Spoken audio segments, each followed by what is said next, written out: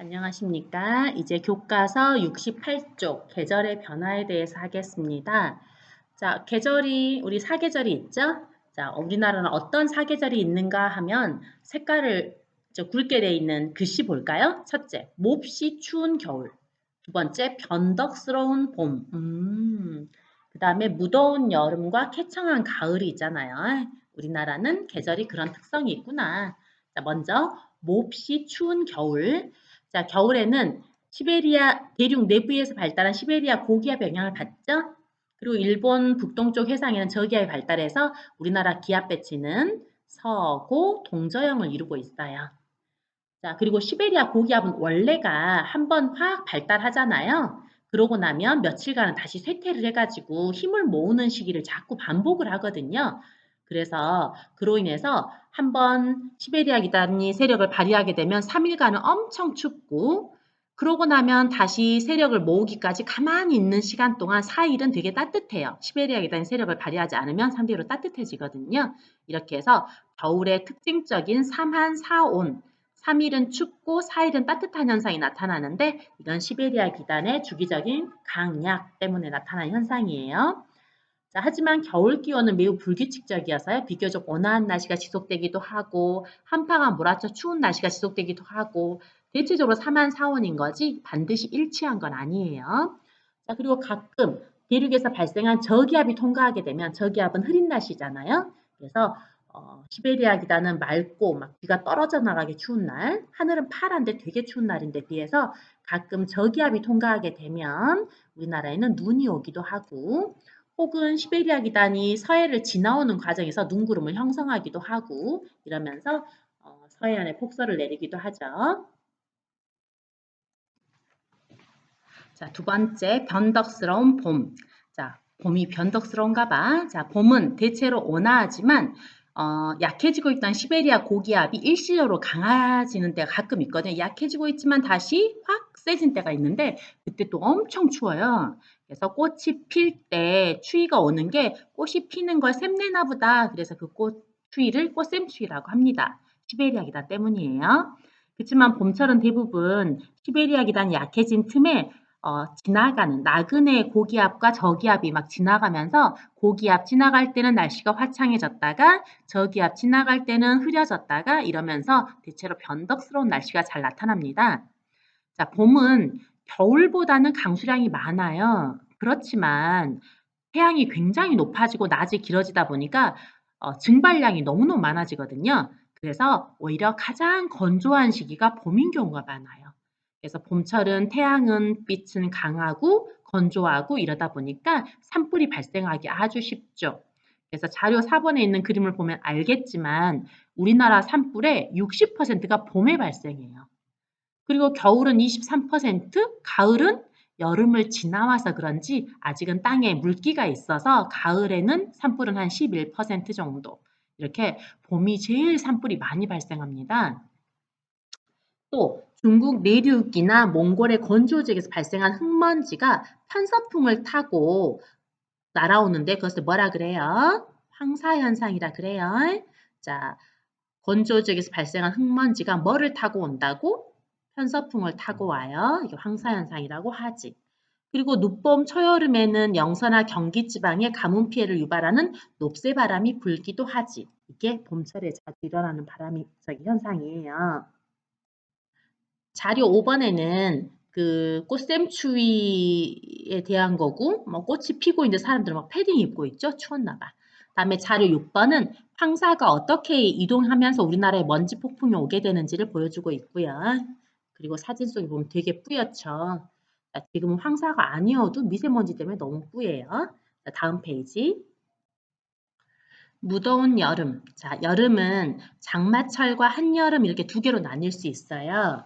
자, 여름철에는요, 여름이 뜨거워지고 따뜻한 공기가 많아지게 되면 따뜻한 공기가 올라오면서 6월 하순부터 7월 초에 걸쳐가지고 뜨거운 열대기단과 북쪽에는 찬기단 사이에 전선이 형성이 되면서요, 이 전선이 점점 뜨거운 기단이 밀고 올라오게 되면 이제 북상을 하게 됩니다. 북쪽으로 이렇게 위로 올라가게 되죠. 그러면서 우리나라에 먼저 딱 남쪽에 걸치면 남쪽에서부터 장마가 시작되고 밀려 올라가게 되면 점점 중부지방도 그다음 장마가 되고 그다음 북부지방이 그다음 장마가 되고 이러면서 장마 전선이 이렇게 북상하면서 장마가 시작되고 지나가게 됩니다.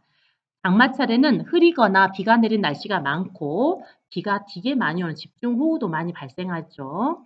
자, 이 시기는 기온이 높은 여름철이 되어가는 데다가 습도가 아주 높기 때문에 불쾌지수가 높고 식중독이 발생할 우려도 있어요.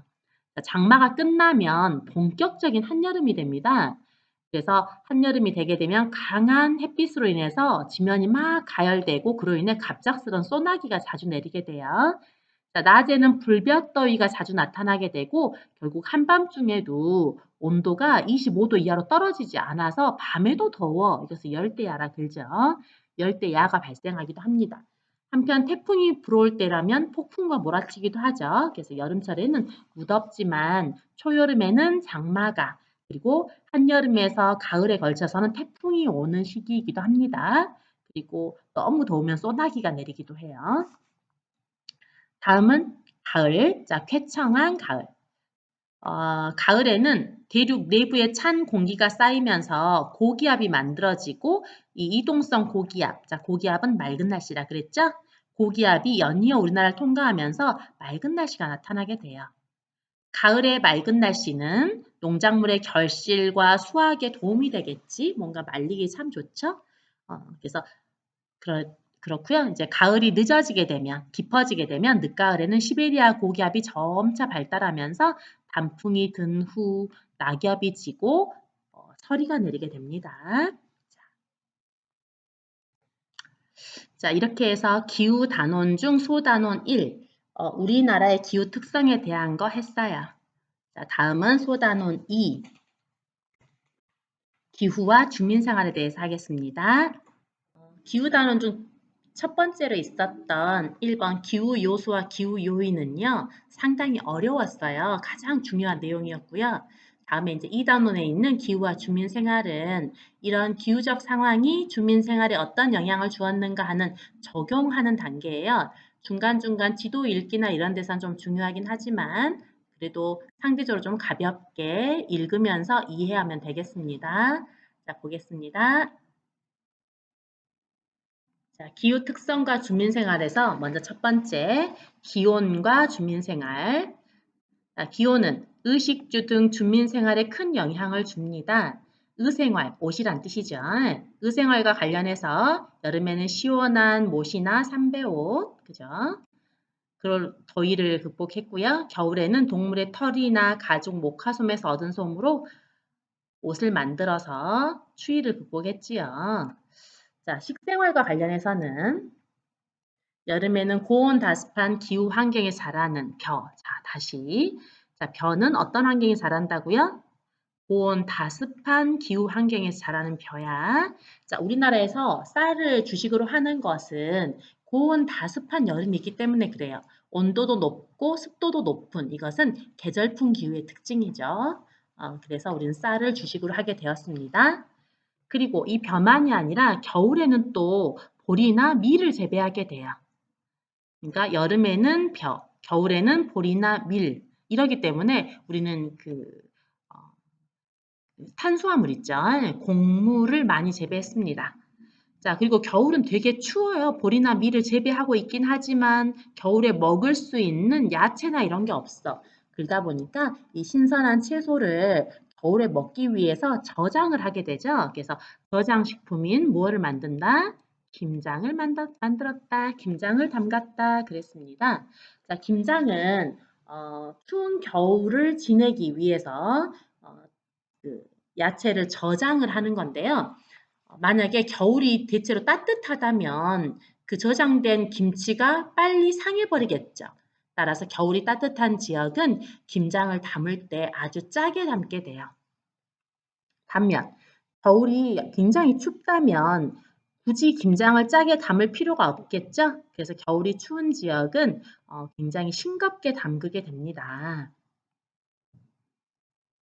자료 1번에 김장 시기라는 게 있잖아요. 이걸 한번 자세히 좀 보죠. 자, 김장은 추워지면 담게 됩니다. 자, 추위는 남쪽부터 추워질까요? 북쪽부터 추워질까요? 북쪽부터 추워져요. 북쪽부터 막 추위가 다가오고 눈이 내리기 시작하는 거야. 따라서 배추가 얼기 전에 빨리 담가야 되잖아요. 그래서 북쪽부터 김장은 담그기 시작해서 남쪽으로 갈수록 늦게 됩니다. 언제 담그나 했더니 다른 지역은 11월 20일경에 담그는군요. 그리고 남쪽, 즉 광주 일대는 12월 말, 12월 20일, 12월 25일 이럴 때 담그게 돼서 김장은 북쪽이 빠르고 남쪽이 늦겠네. 그럼 북쪽은 빨리 담그는 만큼 김장을 오래오래 먹어야겠죠. 겨울이 기니까. 따라서 북쪽은 싱겁지만 김장을 되게 많이 담그게 되고 남쪽은 겨울이 따뜻한 만큼 짜게 담그지만 조금만 담가도 돼요. 왜냐하면 겨울이 짧으니까. 금방 봄이 올 거니까 남쪽은 김장을 조금만 하고 대신 또 짜게 합니다. 아래 일상과 통하다에는 계절에 따른 전통 음식이 있죠. 봄에는 그 진달래꽃을 이용한 화전을 부쳐 먹고 여름에는 보양식으로 삼계탕, 가을에는 쌀이 나니까 그 햅쌀을 이용한 송편을 빚고 겨울에는 만둣국을 먹었대요. 따뜻하게. 그랬구나. 이건 뭐 그리 중요하지 않죠? 그랬구나 하면 돼요. 다음 페이지 넘어가서 71쪽. 자, 이번엔 주 생활에 대한 거네. 확대해서 보죠. 주라는 건 주거, 즉 집과 관련이 있는 거죠.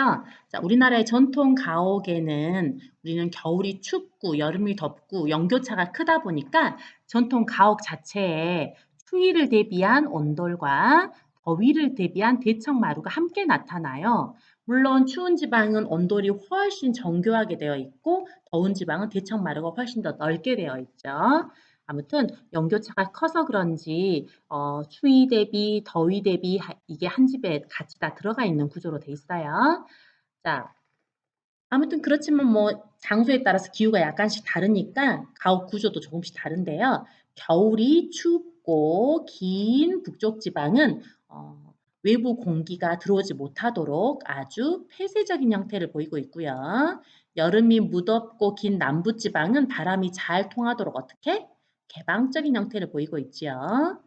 자, 계절이 바뀜에 따라 기온도 변화하는데 이러한 기온 변화는 일상생활, 여행, 기획, 지역 축제 등에도 많은 영향을 주고 있다. 그렇겠죠? 아래 탐구 활동을 가게 되면 기온과 주민 생활에 대해서 나와 있는데요. 자, 먼저 자료 4번에 대청마루 보이죠? 자, 나무로 되어 있는 아주 넓은 방으로 바닥에서 또 약간 띄워져 있어요. 그래서 아주 바람이 솔솔 잘 들어옵니다. 자, 온돌. 자, 온돌은 부엌에서 이렇게 아궁이에 불을 떼게 되면 바닥이 따뜻하게 데펴지게 되어 있는 게 온돌이죠.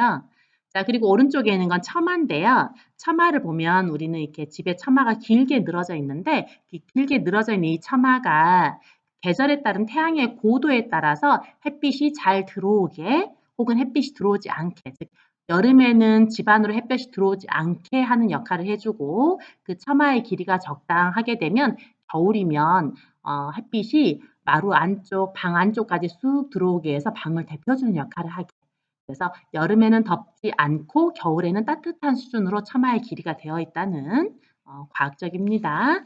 자, 다음에 자료 5번에 있는 지역별 전통 가옥 형태 있죠? 이게 좀 어렵고 중요해요. 자, 지역별 전통 가옥 형태를 보시면요. 먼저 지도 소개가 그 연두색의 여기 연두색은 겹집, 그다음에 하늘색은 홑집이라고 돼 있죠? 겹집이라는 것은 그 지붕 아래, 대들보 아래 방이 앞뒤로 배열돼 있다. 이게 겹쳐 있다 해서 겹집이고요. 홑집은 대들보 아래 방이 한 줄로만 있고 앞에는 그냥 작은 마루가 있는 형태. 홑, 한 개란 뜻이잖아요. 이렇게 개방적인 게 홑집, 폐쇄적인 게 겹집인데요. 겹집의 대표적인 형태가 바로 관북형이에요. 여기. 관북지방이란 여기를 관북지방이라 그러죠. 자, 관북지방은 우리나라에서 가장 추운 지방이에요. 그러다 보니까 집이 이렇게 한 줄로 돼 있지 않고 고방, 윗방, 문 열면 아랫방, 안방 이렇게 해가지고 방이 이렇게 밭 전자 형태 있잖아요. 밭 전자 형태로 이렇게 돼 있어요. 그래서 겹쳐 있죠? 아주 폐쇄적이에요. 자, 관북형에 대해서 좀 더 자세히 보면요. 부엌이랑 바로 연결돼 가지고 정주간이라는 공간이 있죠. 옛날에 우리가 부엌을 정지, 정주 뭐 이렇게 불렀는데요. 그 부엌에 딸려 있는 방이다 해서 정주에 딸린 방 정주간이라고 돼 있는데 부엌 아궁이랑 벽이 없이 이렇게 확 열려 있는 한마디로 이렇게 부뚜막이 이렇게 연장된 것 같은 그런 방을 정주간이라 그래요. 겨울엔 추우니까 부엌 거기에서 이렇게 정주간 온돌에서요 잠을 자고 생활하고 이러면서 다용도실이고요.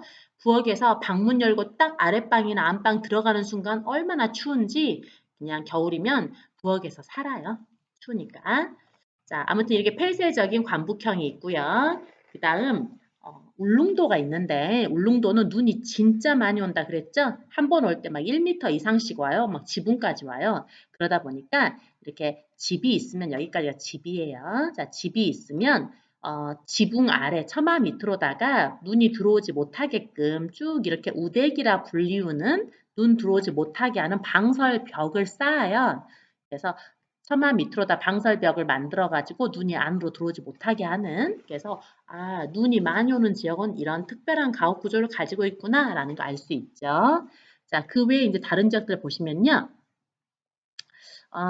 이 헛집들 중에 인구 많은 헛집들 중에 가장 북쪽이 관서, 그 다음에 중부, 그리고 남부형이 있는데요. 자, 관서형은 일단 헛집이긴 하지만, 즉 방들이 이렇게 일렬로 한 줄로만 배열돼 있지만, 그 북쪽이니까 춥잖아요. 그래서 부엌이 집에서 굉장히 중요해. 그래서 부엌에서 아궁이가 이 안방 쪽으로도 이 사랑방 쪽으로도 다 발달되어 있죠. 그래서 난방을 되게 중요시하는구나라는 걸 알 수 있어요. 반면 남부형을 보게 되면 남부는 역시나 일자로 방이 배치되어 있는데 가운데 넓은 대청마루가 있고요. 그리고 부엌이 한쪽에 나가 있고 뭐 안방으로만 아궁이가 연결돼 있죠. 아무튼 북쪽으로도 문이 활짝활짝, 남쪽으로도 문이 활짝활짝, 북쪽과 남쪽 문 다 열어놓으면 바람이 얼마나 잘 통하게 되어 있는지 아주 아주 시원할 거야. 자, 그래서 남부지방은 대청마루라든지 통풍을 되게 중요시했고 북쪽에 있는 관서지방은 통풍보다는 따뜻함을 그래도 중요시했구나라는 느낌이 들어요. 그리고 중부지방은 이 관서와 남부의 중간쯤 되는 형태. 남부를 닮아 대청마루를 가지고 있지만, 그렇지만 좀 약간은 좀 추운 지방이다 보니까 뭐 북쪽으로 활짝 문이 열리게 되어 있다거나 그러지 않죠? 북쪽 문은 거의 없죠? 부엌이 그래도 한쪽에 치우쳐져 있지 않고 가운데 들어가 있고 이런 형태로 중부는 좀 중간 형태를 가지고 있어요. 자, 제주도는 되게 특이한데 제주도는 부엌이 있는데 부엌에 있는 솥단지, 아궁이가 아예 바깥쪽을 향하고 있어요. 방으로 들어오질 않아요. 그래서 부엌에서 아무리 밥을 하면서 불을 떼더라도 방에 온돌이 따뜻해지지 않게 되어 있지. 왜? 제주도는 너무 더우니까 밥 할 때마다 방이 따뜻해지는 거 싫은 거지. 자, 그래서 부엌과 방이 아예 마루로 분리되어 있고요. 그리고 방 뒤에 창고라는 뜻으로 곱팡이 이렇게 뒤에 들어가 있어요. 그래서 제주도는 이렇게 방 뒤에 곱팡이 있는 독특한 형태다. 창고방이에요. 다른 지역 같으면 이거 고방이라고 했겠죠. 근데 제주도는 발음이 좀 세요. 곱팡이라고 합니다. 자, 그럼 이제 다음 페이지. 기온에 대한 거 했으면 이제 강수에 대한 거 하겠습니다. 자, 강수, 비죠. 자, 내용 읽어볼게요. 우리나라의 강수 특성은 물 공급, 가옥의 구조와 형태, 산업 발달 등에 영향을 주었는데, 우리나라는 계절에 따른 강수량의 차이가 크다. 즉, 어느 계절에는 비가 많이 오는데, 그 외의 계절은 비가 되게 많이 온다, 좀 적게 온다는 뜻이죠. 그래서 중요한 내용, 계절에 따라 강수량의 차이가 커서 홍수와 가뭄이 되게 자주 있었어요. 그리고 강수량에 비해서 홍수 때 한꺼번에 물이 이렇게 빠져나가 버리니까 물 자원 이용률이 낮아요. 자, 비가 많이 내린 여름에는 집중호우로 홍수가 발생하기도 쉬웠지. 집이 물에 잠기면 끔찍하잖아요. 그래서 하천 주변에는 고도가 다소 높은 자연 제방에 주로 거주하였는데 그나마도 집터를 높게 돋아서 터 도듬집을 지어서 홍수에 대비했어요. 자, 터도둠집이란 이렇게 땅에 그냥 바로 집을 짓지 않고 흙이나 돌 등을 이렇게 딱 모아서 집터를 높게 돋운 다음 그 위에 지은 집을 터도둠집이라고 그래요. 물에 안 잠기기 위한 노력이라고요. 자, 다음에 오랫동안 또 비가 내리지 않기도 했는데요. 그러면 가뭄이 발생해서 물이 부족해지고 벼농사에 큰 피해를 입기도 했었거든요. 그래서 조상들은 이런 피해를 줄이기 위해서 저수지나 보호 등을 만들어서 이렇게 대비를 했어요. 오늘날에는 홍수도 대비하고 전기도 생산하고 이럴 목적, 즉 목적이 여러 개니까 다목적이라고 하죠. 대체로 규모가 큰 댐인데요. 다목적 댐을 만들어서 홍수와 가뭄에 대비하기도 하지요. 자, 그럼 보가 뭐냐? 보는 이렇게 강을 가로질러서 이렇게 쌓아놔서 물이 이렇게 모이게 만들어진 것들을 보라고 그래요. 자, 그리고 강수가 적은 지역, 일명 소우지죠. 자, 강수가 적은 지역 소우지는 햇빛이 되게 많이 비쳐요. 즉, 일조시수가 어때요? 길어요. 자, 일조시수가 길게 되면 어찌더라? 천일 제염업에 유리하고 사과 재배에도 유리하고 이런 좋은 점은 있죠. 자, 눈이 많이 내리게 되면 그 눈의 무게 때문에 가옥이 붕괴되기도 하잖아요. 그래서 눈이 많이 내리는 지역은 지붕의 경사를 급하게 하기도 하고 혹은 되게 튼튼하게 만들기도 하겠지. 그리고 폭설이 잦은 한 번에 눈 올 때 되게 많이 오는 울릉도에서는 전통 가옥에 뭐가 있어요? 우대기라는 방설 벽을 둘러서 겨울철 활동 공간을 마련하기도 했던 건 다 이런 눈 때문이었어요. 자료 6번에 유수지라는 게 있죠. 유수지라는 것은 그 유수, 물이 흘러드는 장소, 물이 모이는 장소란 뜻이에요. 그러니까 여기 체육시설이 있는 곳도 유수지고 주차장이 있는 곳도 유수지고라고 돼 있죠. 그리고 빗물 펌프장이 있고 막 이렇게 돼 있는데 이게 뭐냐면 여기 근처에 강이 이렇게 흐르고 있을 거야. 강이 흐르고 있으면 그 강이 어딘가로 흐르고 있을 거예요. 강물이 너무 많아져서 주변에 넘쳐버리면 큰일 나잖아요. 그래서 이 강물이 어느 수위로 딱 올라오게 되면은 바로 여기가 그 강과 연결된 통로를 가지고 있어요. 그래서 그 통로를 통해서 물이 쫄쫄쫄쫄해서 이 지하에 만들어진 거대한 물탱크, 여기 지하에 거대 물탱크가 있는 거야. 거대 물탱크로 이 강물이 다 들어오는 거지. 그럼 이 강물이 다 채워지도록 물의 수위가 좀 높아지면 여기로 다 들어올 거니까 이 유수지에 물이 다 채워지도록 강은 넘치지 않을 수 있죠. 그렇게 해서 강물이 넘치는 걸 막기 위해서 지하에 거대한 물탱크를 가지고 있는 게 이게 유수지예요. 지상에 노출된 유수지도 있지만 공간을 아끼기 위해서 지하에 만들고 지상에다 이렇게 체육시설이나 주차장을 만든 거죠. 그리고 이제 비가 그쳐서 강물이 줄어들게 되면 이 유수지에 모여진 물을 이제 펌프를 통해서 다시 강으로 배출해서 강이 또 비가 안 왔을 때 너무 낮아지는 것도 막아주면서 강물이 안정될 수 있도록 해주는 게 이런 유수지 시설이고요. 다음에 다목적 댐 있고, 그다음에 사과 재배, 이래서 경상북도 내륙 지방은 기온의 일교차는 크고 일조량은 풍부하고 이러다 보니까 사과가 되게 맛있게 잘 자라는 지역입니다. 다음 페이지. 자, 다음 페이지인 73쪽은 바람과 주민생활에 대한 거죠. 자, 계절풍은 주민생활 전반에 영향을 주었는데 고온 다습한 여름 계절풍의 영향으로 벼농사 발달했고 한랭한 겨울 계절풍을 피하면서 햇빛을 많이 받을 수 있는 남향의 뒤에 산을 끼고 있는 배산, 임수의 마을을 입지하려고 했던 우리 조상들의 어떤 마을 선정의 조건에서도 겨울철 추위가 되게 중요했거든요. 또 바람이 되게 강한 곳은 바람을 막을 수 있는 숲, 즉 방풍림을 조성한다거나 가옥을 지을 때 바람에 대비하기도 했는데요. 예를 들면 제주도의 전통 가옥은 그물로 이렇게 지붕을 엮어놨어요. 그리고 지붕의 경사가 완만하죠. 그래서 바람이 세더라도 지붕이 큰 압력을 받지 않도록 해놓은 거야. 자, 그리고 집 입구에 돌담을 쌓아가지고 돌담을 쌓게 되면 이게 또 집 안으로 들어오는 바람을 누그러뜨리기도 해요. 황해안의 섬지방에서는요, 차가운 겨울바람을 극복하기 위해서 집을 이렇게 디귿자 형태로 지어가지고 집 안쪽으로 바람이 좀 적게 들어오게 한다거나 혹은 이 디귿자 형태로 지은 다음 그 안쪽에 있는 마당 위를 아예 지붕으로 덮어버리기도 해요. 그리고 호남 지방에는 까대기라고 해가지고요. 담과 집 사이에 이렇게 그 지붕을 좀 연장해가지고 안쪽으로 바람이 들어오지 않도록 이렇게 만드는 시설도 있었죠.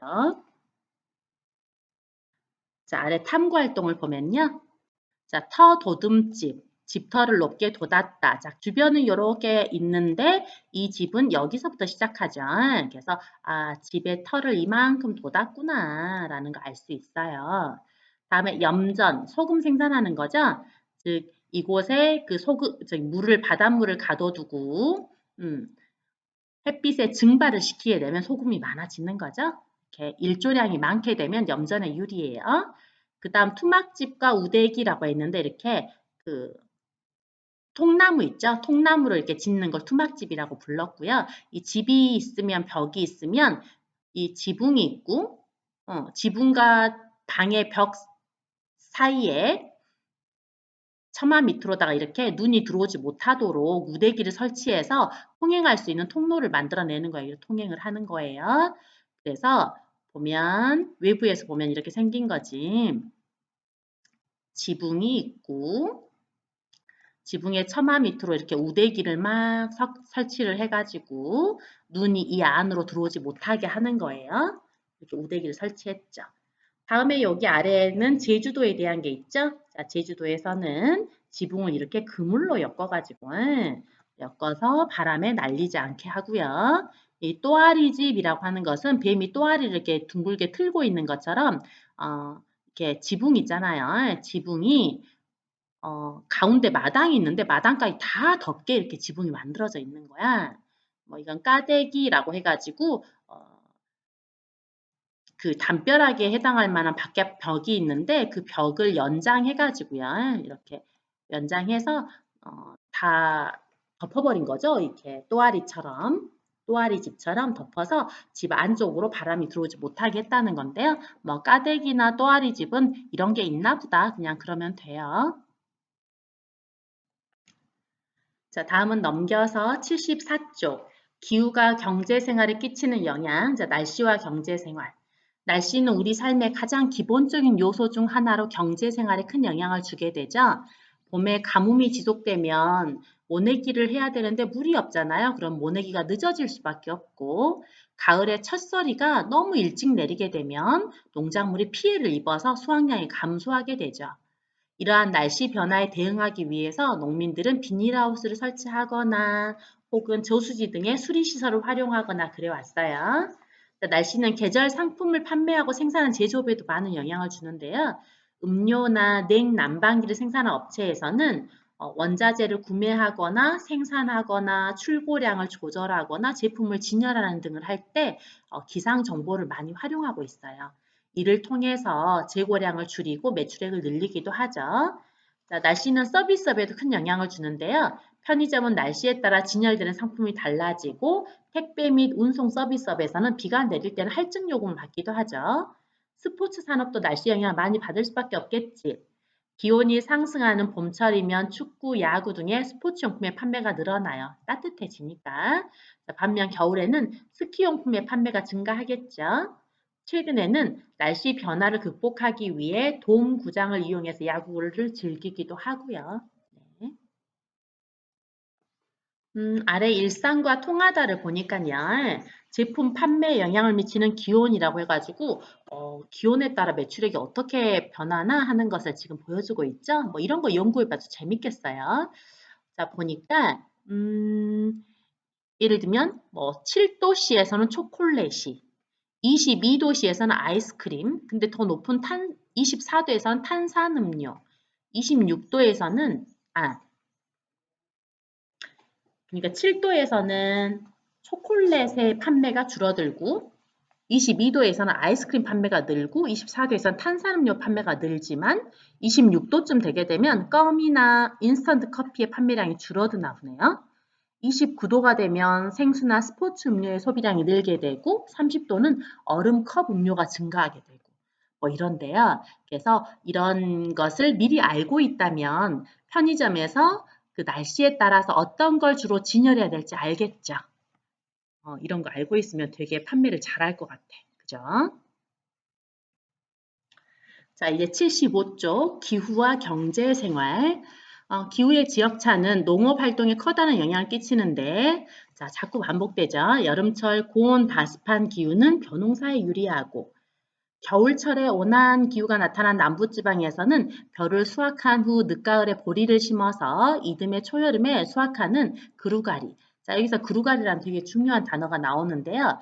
그루가리라는 말은 1년의 농사를 서로 다른 작물로 해서 두 번 짓는 거, 이걸 그루가리라고 해요. 여름에 쌀농사, 벼농사, 그리고 겨울을 중심으로 해서 보리농사. 그래서 1년에 쌀과 보리 두 개를 다 하는 거야. 이걸 그루가리라고 합니다. 자, 해발 고도가 높아 여름에 서늘한 기후가 나타나는 대관령 일대에서는 초지를 조성해서 고기소나 젖소를 기르고 고랭지 채소를 재배하죠. 그래서 여름이 서늘하면 고랭지 채소나 그리고 초지를 조성해서 소를 키우기도 하고 그렇다고요. 자, 각 지방자치단체는 지역 축제를 개최해서 관광객을 유치하기도 하는데요. 자, 이 중에서 기후와 관련 있는 게 뭐가 있을까 하고 보게 되면 먼저 그 가장 남해안이 있는데 남해안에 진해가 있어요. 진해는 부산 옆집이에요. 자, 남해안인 만큼 꽃이 되게 빨리 펴요. 그래서 벚꽃 축제를 엽니다.